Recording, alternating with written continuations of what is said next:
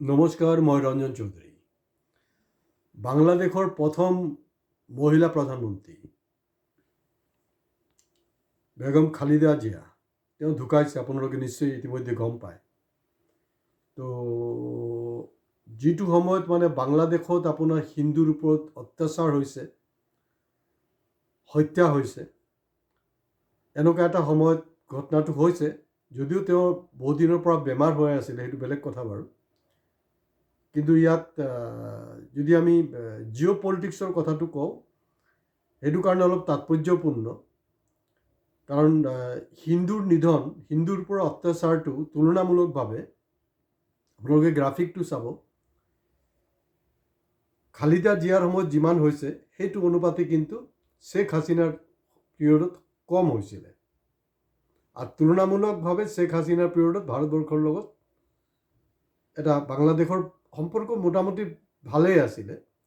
আৰু নহ'লে এই BNP যেতিয়া নেতৃত্বত আছিলে তাত, সেইটো সময়ছোৱাত চাব, আলফাকে ধৰি গোটেই উত্তৰ পূৰ্বাঞ্চলত যোনটো সন্ত্ৰাসবাদী যোনটো সন্ত্ৰাস, তাত মূল অৰিহণা যোগোৱাৰ কাম কিন্তু কেম্প চেম্প বনোৱাৰ কামটো বাংলাদেশ কৰিছিলে, য'ত পাকিস্তান বা চাইনাৰো কথা বতৰাবিলাক আছে। মই আৰু সেইটো বেছি হেৰিলৈ নাযাওঁ, কিন্তু এইটো অসমৰ লগতো খুব ৰিলিভেণ্ট হয়। তো তাত আপোনাৰ তেওঁৰ জনাজাত গৈছে আমাৰ বিদেশ মন্ত্ৰী জয়শংকৰ। একচুৱেলি জয়শংকৰ যাবই নালাগিছিলে, কাৰণ জয়শংকৰটো আপোনাৰ পুটিন, ট্ৰাম্প তেওঁলোকৰ লগত মিটিং কৰা মানুহ।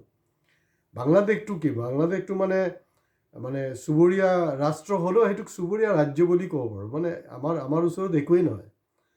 কাৰণ ইণ্ডিয়াত এটা ডাঙৰ কথাটো হ'ল যে ইণ্ডিয়াৰ আটাইতকৈ পাৱাৰফুল মানুহজন দেখোন বাংলাদেশৰ গাতে লাগি থকা অসমতে আছে, হিমন্ত বিশ্ব শৰ্মা ডাঙৰীয়া।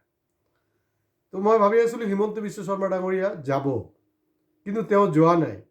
কিন্তু এইটো ভাৰত চৰকাৰে সেইটো তেওঁৰ লগত বহুত ডাঙৰ এটা অন্যায় কৰিছে, তেওঁকে পঠিয়াব লাগিছিলে। কাৰণ কোন ক্ষেত্ৰৰ মূলি হয় জয়শংকৰ। হিমন্তক যোৱা হ'লে বাংলাদেশৰ যিমান বাল আছে চব বাঁকা কৰি গুচি আহিলে হয়। কাৰণ তেওঁ তাত গৈ ধমকি দিলে হয়, তো তহঁতি অতদিনে যি কৰিছ, আমি বাংলাদেশী পলিটিক্স কৰি কৰি হেৰাণ হৈ গৈছোঁ, পাব্লিকে এইবিলাক আৰু শুনিবলৈ ৰাজি নহয়। তো গতিকে আৰু উৎপাত কৰিব নালাগে, কোনো হিন্দুক মাৰিব নালাগে, সেইটো কৰিব লাগিছিলে তেখেতে। কিন্তু সেই বস্তুটো তেখেতে কৰা নাই। আমি আশা কৰিছিলোঁ তেওঁ যোৱাটো। আৰু সেইটোতো প্ৰথম ঘটনা নহয়, কাৰণ ইয়াৰ আগতেও তেওঁৰ বাংলাদেশ লিংকটো আছে। তেওঁ সঘনাই কিন্তু বাংলাদেশত গৈছে, ইয়াৰ আগতো কৈছে, কেইবাবাৰো তাৰ যোৱাৰ ৰেকৰ্ড আছে। হয়, তেওঁৰ পাকিস্তান লিংকটো নহয়, পাকিস্তানত তেওঁ যোৱা নাই, কিন্তু পাকিস্তানতো গৈছিলে নহয়, গৌৰৱ গগৈ গৈছিলে, তাত গৈ বিৰিয়ানী খালে। আৰু এই বুদ্ধিটো কোনে দিলে? মামাৰ লগত থকা সেই চকনিটো আছে নহয়, ডুপ্লিকেট গগৈ, গম পাইছে আৰু এইটো ক'বলৈ একো নাই। বুদ্ধি দিলে, এতিয়াতো আৰু চম্ভালিব পৰা নাই।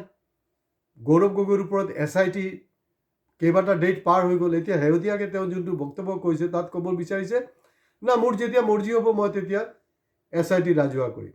তাৰমানে বস্তুটো এনেকুৱা হ'ল, আমি যেতিয়া সৰুতে বিশেষকৈ কেৰাম যেতিয়া খেলিছিলোঁ, কেৰাম খেলোঁতে যেতিয়া মোৰ অপজিট পাৰ্টিটো যেতিয়া দেখিছে যে সি হাৰিবই আৰু মোটামুটি, ভাল লগা নাই, মোৰ পেটৰ বিষ হৈছে দেই, মই যাওঁগৈ আৰু নেখেলোঁ। সি জানে চিয়'ৰ যে সি হাৰিবই। সেইটো কাৰণে লাষ্টত সেইটো স্বীকাৰ নকৰে, ভাই দোষ তোৰ লগত মই নোৱাৰিম কেৰামত, তই চেম্পিয়ন হয়, তোক মই চেলুট জনাইছোঁ, তই জিকিছোঁ, মই হাৰিছোঁ। নাই, সি ক'ব কি, আমিতো লগৰকেইটাক তেনেকৈ পাইছোঁ, এতিয়া কি কয় নাজানো। তো গতিকে হিমন্ত বিশ্বৰ লগত মোৰ খুব বেছি এটা ব্যৱধান নাই, বয়সৰ খুব বেছি এটা ব্যৱধান নাই। হয়তো তেওঁৰো এই নেচাৰটো সেইটো সময়ত পাইছিলে মোৰ নিচিনাকৈ, যেতিয়া মন যাব তেতিয়া কৰিম। কেতিয়া মন যাব, মনটো 26 ইলেকশ্যন পাৰ হৈ যোৱাৰ পিছত যাব নেকি? তো এইটোতো আমি সোনকালে লাগে ন।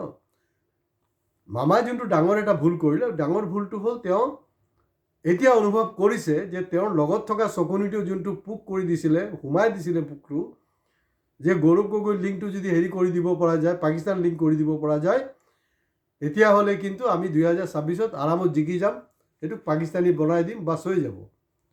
কিন্তু এতিয়া মামাই নিশ্চয় এইটো অনুভৱ কৰিছে যে এতিয়া আৰু মিলাব পৰা নাই।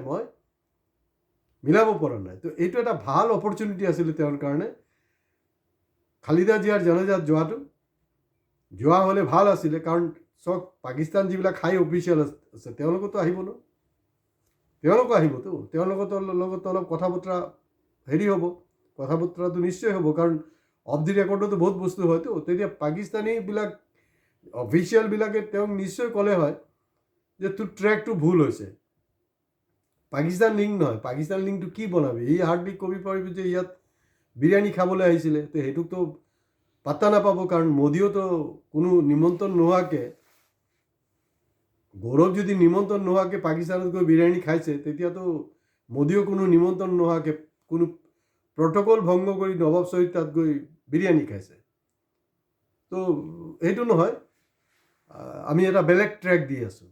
এতিয়া পাকিস্তানী খেলটো নহ'ব, তোৰ চকুনিয়ে তোক যিমান বৰবাদ কৰিব লগা আছিলে সেই ডুপ্লিকেট গগৈ সি বৰবাদ কৰিলেই, তাৰ পৰামৰ্শত নচলিবি। এতিয়া আমি ট্ৰেক দিছোঁ, নতুন ট্ৰেক, বাংলাদেশৰ লিংকটো গৌৰৱ গগৈৰ লগত মিলাই দে। এই যে বাংলাদেশত যে হিন্দুৰ নিধন হৈছে, অত্যাচাৰ হৈছে, তাৰ কাৰণে কিন্তু গৌৰৱ গগৈ জগৰীয়া, সেই লিংকটো লগাই দিলে হৈ গ'ল।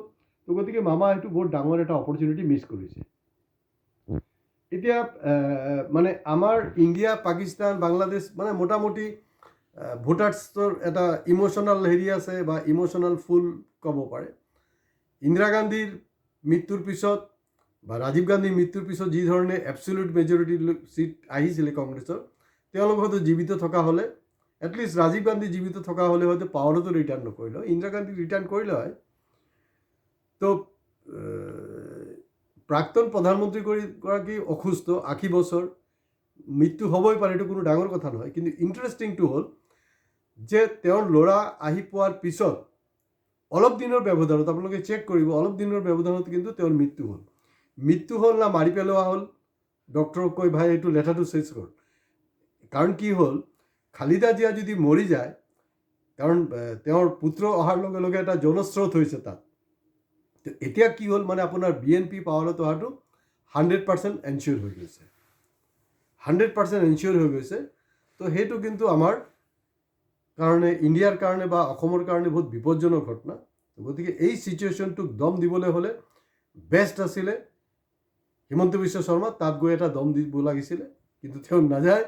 এইটো বহুত ডাঙৰ এটা, ওপৰলা কিন্তু চবকে চান্স দিয়ে, তো চান্সটো তেখেতে মিছ কৰিলে।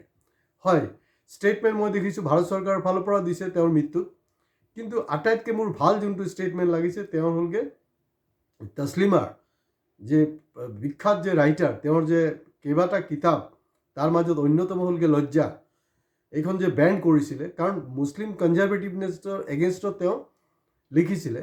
তো তেখেত খুব কেটাগৰিকেলি কৈছে, দুখ প্ৰকাশ কৰিছোঁ, চব ঠিকে আছে, কিন্তু তেওঁৰ উৎপাতৰ কাৰণে, তেওঁৰ প্ৰেছাৰৰ কাৰণে মই যে বাংলাদেশ এৰি 31 বছৰ মই ইণ্ডিয়াত থাকিব লগা হ'ল, মোক যে ইয়াত নিৰ্বাসন দিয়া হ'ল, এই 31 বছৰ মোক ঘূৰাই দিব পাৰিব নেকি? বা খালিদা জিয়াৰ মৃত্যুৰ পিছত এতিয়া যি কিতাপ যে নিষিদ্ধ কৰিছিলে, সেই কিতাপ কি আকৌ মানে ইউনিছ চৰকাৰ কি সেইটো আকৌ মানে বজাৰত এৰিবনে নাই, তাৰ নিষিদ্ধ সেইটো উঠাই ল'বনে নাই, সেইবিলাক কেইবাটা ডাঙৰ প্ৰশ্নৰ সৃষ্টি হৈছে। শেষ কথা এইটোৱে যে ইণ্ডিয়াৰ আটাইতকৈ পাৱাৰফুল মানুহটো মাৰ দৰ্পক ওলালে, তেওঁৰ এটা ভাল সুযোগ আছিলে, তাত গৈ এটা দম দিব লাগিছিলে, মানে চব প্ৰব্লেমটো ছল্ভ হৈ গ'লেহেঁতেন। তো গতিকে আজি ইয়াতে শেষ কৰিছোঁ। নমস্কাৰ। আপোনালোকে প্লিজ ছাবস্ক্ৰাইব কৰিবলৈ, লাইক কৰিবলৈ আৰু বিন্দাছ কমেণ্টছ কৰিবলৈ নাপাহৰিব।